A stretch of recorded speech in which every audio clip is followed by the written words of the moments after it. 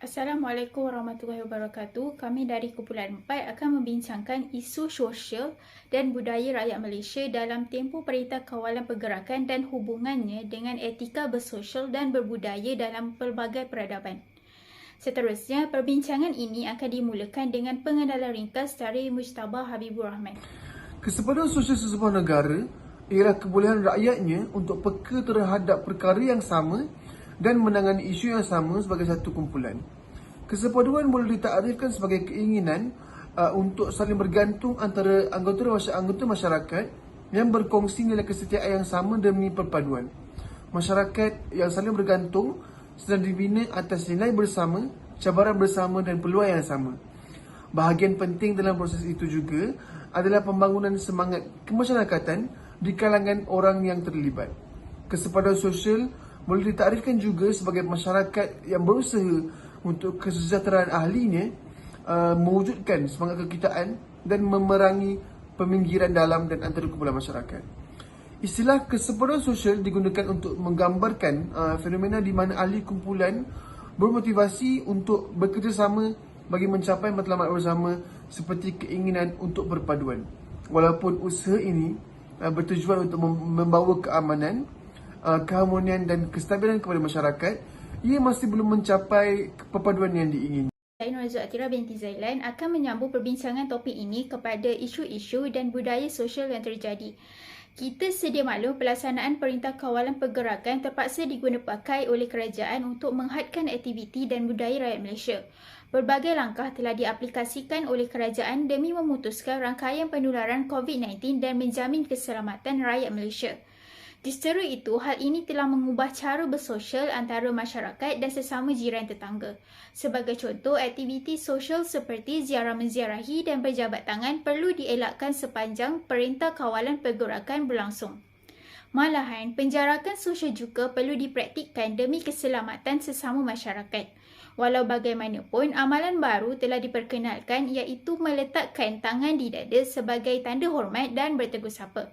Amalan ini diperkenalkan bagi menggantikan budaya berjabat tangan tanpa melakukan sebarang sentuhan. Amalan berjabat tangan sangat sinonim dengan semua masyarakat dan dipraktikkan dari pelbagai tingkat umur sebagai tanda hormat dan sopan. Di samping itu, budaya ziarah menziarahi juga terpaksa dilarang ketika Perintah Kawalan Pergerakan berlangsung. Budaya ziarah menziarahi ini sudah sangat sinonim dengan masyarakat Malaysia, terutamanya ketika hari perayaan seperti Hari Raya Aidilfitri dan juga Tahun Baru Cina. Dalam Islam juga sangat menggalakkan umatnya ziarah menziarahi kerana dapat mengeratkan silaturahim antara satu sama lain. Allah Subhanahu Wa Taala berfirman yang bermaksud, sebenarnya orang yang beriman itu bersaudara, maka damaikanlah di antara dua saudara kamu itu dan bertakwalah kepada Allah supaya kamu beroleh rahmat. Surah Al-Hujurat ayat 10. Walau bagaimanapun, budaya ziarah menziarahi dan bertanya khabar masih boleh terjalin dan mampu menghubungkan silaturahim melalui pelbagai aplikasi yang dapat digunakan sebagai salah satu platform seperti Skype, video call, Google Meet, Zoom dan banyak lagi. Walau bagaimanapun, kita sebagai masyarakat hendaklah sedar bahawa perbezaan dalam isu sosial dan budaya rakyat Malaysia dalam tempoh Perintah Kawalan Pergerakan menghendaki kita untuk bijak membuat keputusan yang betul. Terutamanya pada era teknologi maklumat ini yang boleh menyebabkan masyarakat menyalahgunakan kemudahan yang ada. Contohnya, menggunakan kemajuan teknologi pada hal-hal yang tidak berfaedah dan boleh mengakibatkan masyarakat menjadi lalai serta tidak menerapkan norma-norma etika sosial dalam menyantuni sesama insan. Assalamualaikum, nama saya Ahmad Iman dan saya akan terangkan tentang isu sosial dan budaya. Pekerjaan persekolahan dan perniagaan terjejas dan masyarakat hilang sumber pendapatan. Wabak COVID-19 telah memberi pengaruh yang besar kepada masyarakat, menjejaskan ekonomi, sosial, pendidikan dan sektor kehidupan yang lain. Sejak Mac 2020, gaya hidup masyarakat telah berubah secara mendadak dengan adanya pelaksanaan Perintah Kawalan Pergerakan atau lebih dikenali sebagai PKP. Pekerjaan, persekolahan anak-anak dan perniagaan semuanya terjejas di samping kesihatan awam. Sekolah-sekolah di banyak negara terpaksa ditutup ketika pandemik COVID-19. Disebabkan itu, dia akan menjejaskan pengajaran dan pembelajaran pelajar-pelajar pada tempoh akan datang. Sepanjang Perintah Kawalan Pergerakan, usaha telah dilakukan oleh Kementerian Pendidikan untuk meneruskan pengajaran, tetapi tentunya ia tidak dapat menyaingi suasana bersemuka di bilik darjah. Maknanya, pelajaran untuk pelajar dari tadika hinggalah ke universiti bagi tahun 2020 dan 2021 akan terjejas, yang mana kesannya dapat dirasakan untuk beberapa tahun akan datang. Sesetengah individu masyarakat telah kehilangan sumber pendapatan utama mereka. Walaupun risiko jangkitan semula COVID-19 masih lagi tinggi, pihak berkuasa bertindak untuk membuka semula semua ekonomi di Malaysia. Sektor-sektor ekonomi ini dibuka semula adalah atas faktor ekonomi dan bukanlah kerana keadaan sudah semakin selamat. Pandemik COVID-19 ini dikatakan telah menyebabkan lebih daripada 860,000 orang kehilangan pekerja. Bukan itu sahaja, malah kumpulan M40 dan Tin20 sebelum ini juga ditempias. Mereka perlu menanggung kos hutang yang besar yang membuatkan mereka hidup dalam ketakutan hari demi hari. Kebanyakan rakyat Malaysia juga terpaksa untuk buat dua kerja demi meneruskan kehidupan harian mereka. Disebabkan dilanda fenomena COVID-19 di negara ini, rakyat-rakyat didesak untuk mengambil beberapa pekerjaan untuk menanggung kos sara kehidupan mereka. Seterusnya, peningkatan kes cetus kebimbangan masyarakat.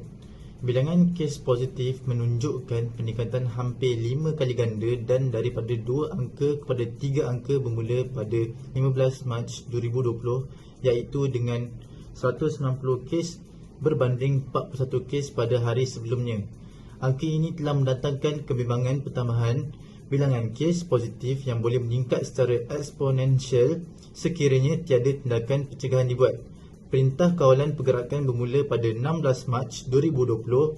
Perdana Menteri Malaysia telah mengumumkan Perintah Kawalan Pergerakan untuk semua negeri di Malaysia bagi tempoh 18 hingga 31 Mac 2020 dengan mengambil kira 14 hari tempoh inkubasi virus COVID-19. Memandangkan bilangan kes positif tidak menunjukkan penurunan, maka PKP Fasa 2 telah disambung sehingga 14 April 2020. PKP yang dilaksanakan ini banyak memberikan kesan kepada 33.8 juta penduduk di Malaysia yang terdiri daripada 76.6% tinggal di bandar dan 23.4% tinggal di luar bandar. Dan pelaksanaan PKP merupakan satu tindakan pencegahan penularan dengan cara memutuskan rantaian COVID-19 terutamanya kepada pesakit yang dijangkiti daripada kontak yang tidak dikenali. Tumpuan perlu diberikan kepada kawasan bandar atau kawasan yang mempunyai bilangan penduduk yang tinggi. Walaupun tiada peningkatan ketara bagi kes positif baru, namun jumlah kumulatif mingguan kes baru COVID-19 sejak PKP dilaksanakan pada 18 Mac 2020 masih menunjukkan peningkatan. Assalamualaikum warahmatullahi wabarakatuh. Nama saya Nur Ali binti Yaakob. Saya akan menerangkan untuk bahagian cadangan isu sosial dan budaya masyarakat sewaktu PKP.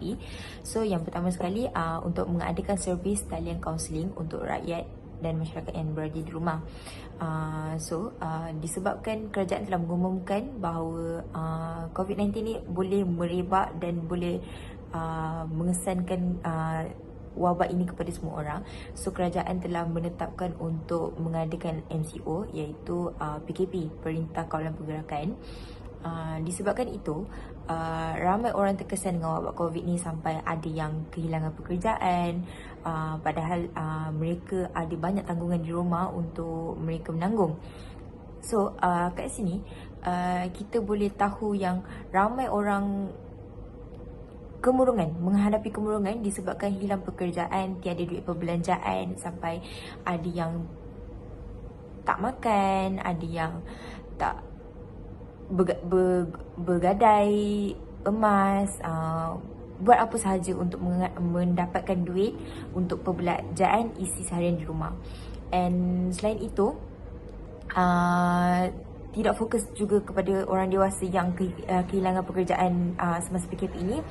Ada juga di kalangan pelajar-pelajar yang murung kerana mereka terpaksa menghadapi pembelajaran secara atas talian, iaitu online ODL, disebabkan mereka dah terbiasa dengan pembelajaran secara fizikal, and then bila mereka dah start untuk masuk ke fasa baru untuk belajar online, so mereka tak dapat nak adapt dengan cara pembelajaran yang baru, macam mana untuk concentrate, macam mana untuk mengelakkan segala gangguan-gangguan di rumah.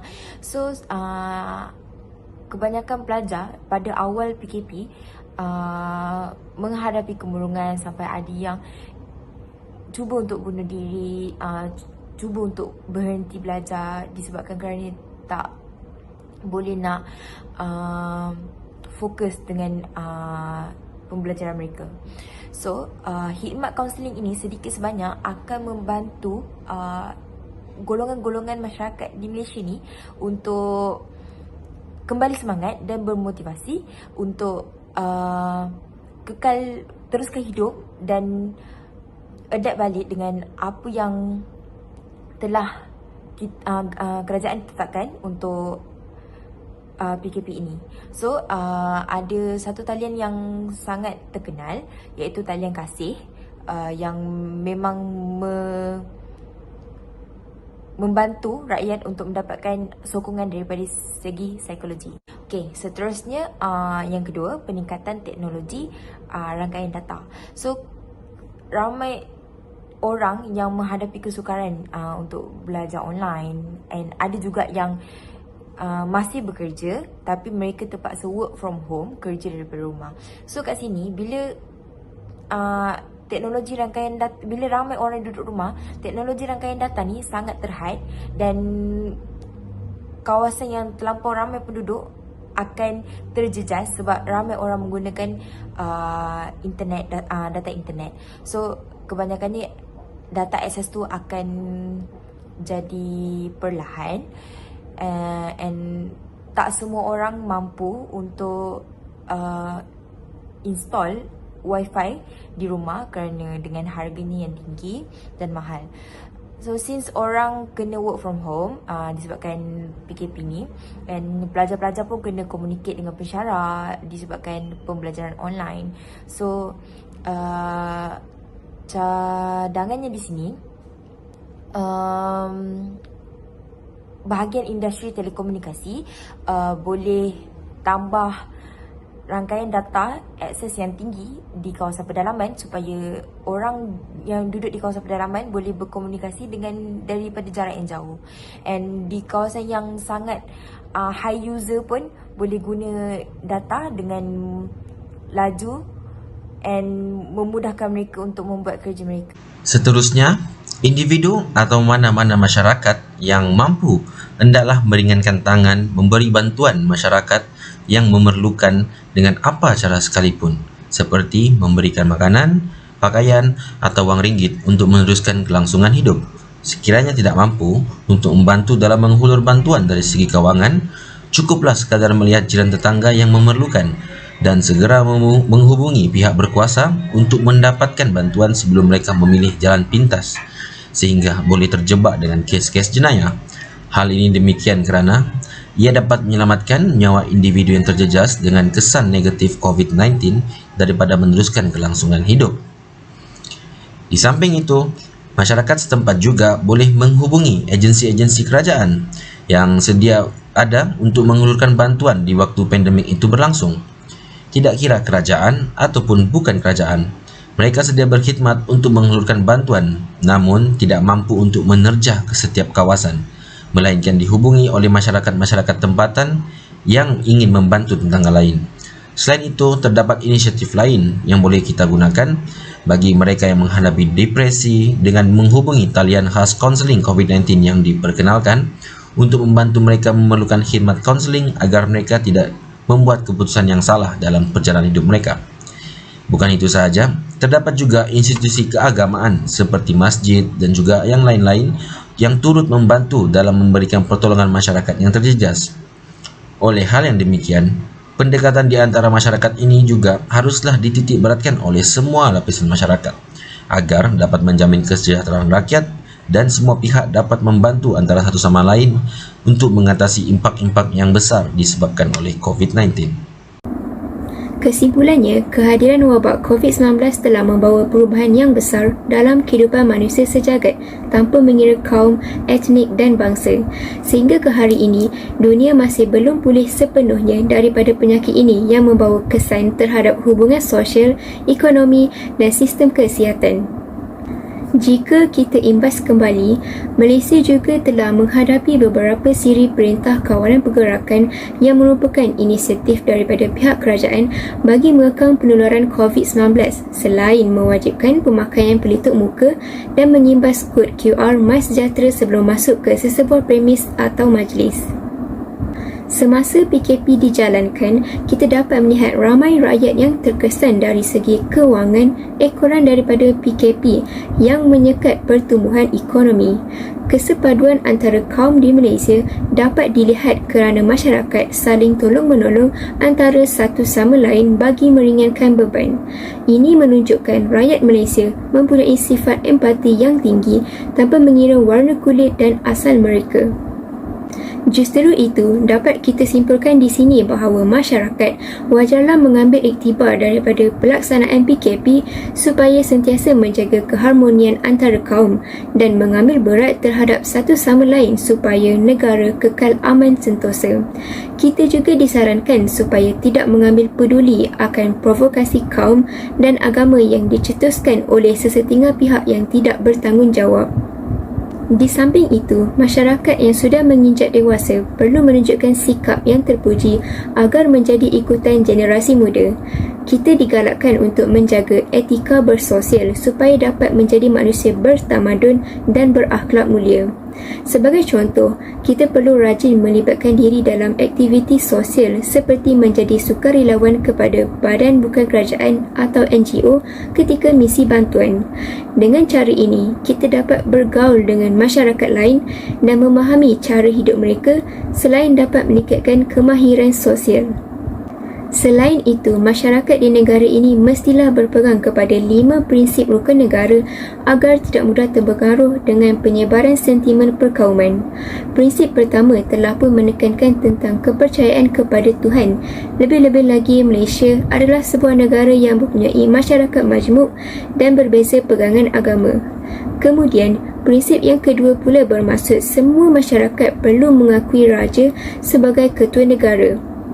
Manakala keluaran perlembagaan pula membawa pengertian bahawa Yang di-Pertuan Agong menjalankan tugas mengikut Perlembagaan Malaysia kerana ia adalah undang-undang yang tertinggi di negara kita. Rukun negara yang keempat pula bermaksud rakyat perlu mematuhi arahan pemimpin serta undang-undang bagi mengekalkan sebuah negara yang aman dan damai. Akhir sekali, prinsip kesopanan dan kesusilaan merupakan salah satu prinsip yang harus kita fahami dengan jelas kerana prinsip ini adalah nadi keharmonian negara. Rakyat disaran agar menjaga kesopanan ketika berkomunikasi atau sewaktu melontarkan pendapat supaya perbalahan antara kaum dapat dielakkan. Ini selaras dengan tujuan rukun negara diasaskan iaitu untuk mengeratkan perpaduan antara kaum dan menjauhi konflik dalam masyarakat. Tuntasnya, walaupun Perintah Kawalan Pergerakan menjejaskan banyak aspek kehidupan rakyat Malaysia, namun pelaksanaan PKP juga adalah salah satu hikmah yang boleh kita pelajari iaitu kepentingan sikap tolong-menolong sesama manusia tanpa mengira peradaban.